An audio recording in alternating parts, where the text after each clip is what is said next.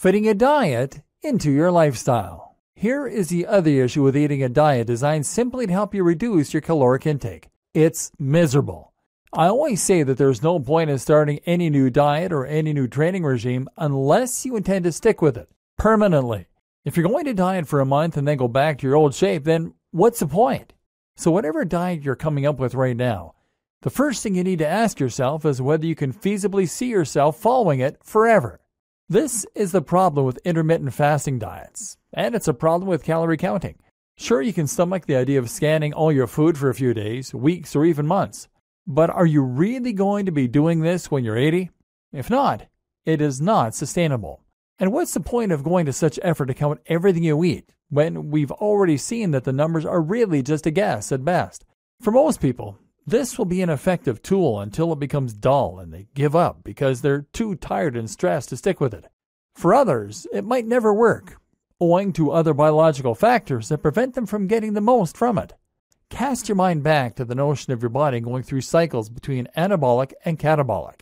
Now ask yourself, what have you been doing all day at work? You've been stressed, likely getting into arguments, working to deadlines, and struggling with difficult clients.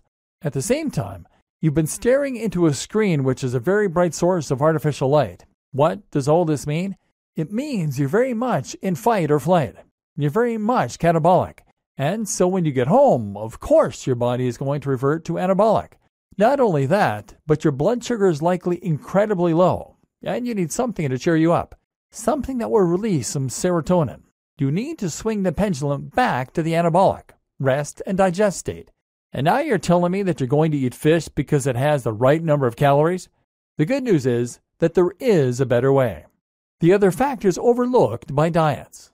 There are many more important factors that often get overlooked by diets too. One of these is the fact that we tend to eat socially. That is to say that we will often eat something because we're with our partners, our families, or our friends. We like inviting people around for meals. We like going out for fancy dinners. And we like surprising our partners with chocolates. If you don't join in with us, then it's actually quite unsocial and we miss out. Again, with all those hormones screaming at you to get some sugar, and now the social pressure of eating out, are you really ordering that salad forever? And yes, there is a simple matter of time and energy. Tracking all your calories takes time and energy, as we've discussed. Those are both factors that are already at a premium. Can you really motivate yourself to count all the calories in that home-cooked meal every day? But most important of all, nutrients. And there's something else that doesn't get a lot of attention when it comes to diet, and that absolutely deserves it. That's nutrition.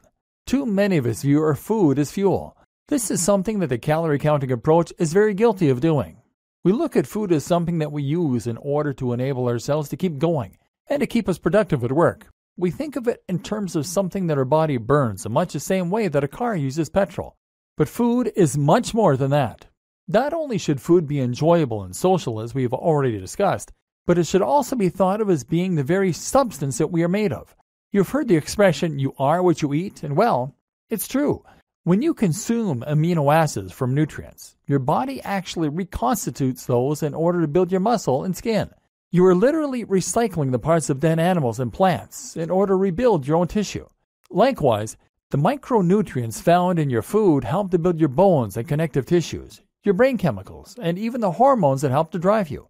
Micronutrients are the tiny nutrients that come from all our food, and they're absolutely essential to helping us to perform and feel our very best. These make us feel more awake, more alert, more happy, and they even help to elevate our metabolism so that we burn more fat. If you're feeling depressed, weak, sluggish, and slow, then there's a good chance that it is actually because you have a deficiency in some kind of essential nutrient. These are nature's sports supplements, and they can be instrumental in helping you get out of the funk you're in. Why modern diets are the worst. And here's another thing to keep in mind. Modern diets are the worst. The big issue with modern diets is that they have essentially hacked the very system our body evolved in order to survive. Remember the way that simple sugars cause a rush of blood sugar, insulin, and serotonin and make us feel great but then cause us to gain weight? Well, all food manufacturers care about is that first bite, making you feel good. They want to sell more of their crisps, their chocolate bars, and their cakes. And so they have made foods that are practically just sugar. These are constantly and immediately spiking the blood sugar and can single-handedly raise your chances of developing diabetes and other health conditions.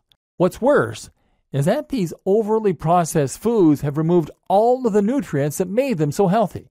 If you eat a piece of fruit, you'll probably find it's packed with vitamin C, vitamin A, resveratrol, and a host of antioxidants which will help you to look and feel more awesome.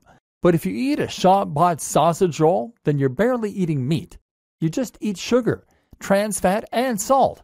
Likewise, if you eat a chocolate bar, you spike your sugar but without getting any useful nutrients. Remember, this is the stuff that your feel-good hormones are made out of. This is the stuff that helps to drive your metabolism forward. This is the stuff that rebuilds your wounds. So, is it any wonder that so many of us are burned out, dried up, and exhausted?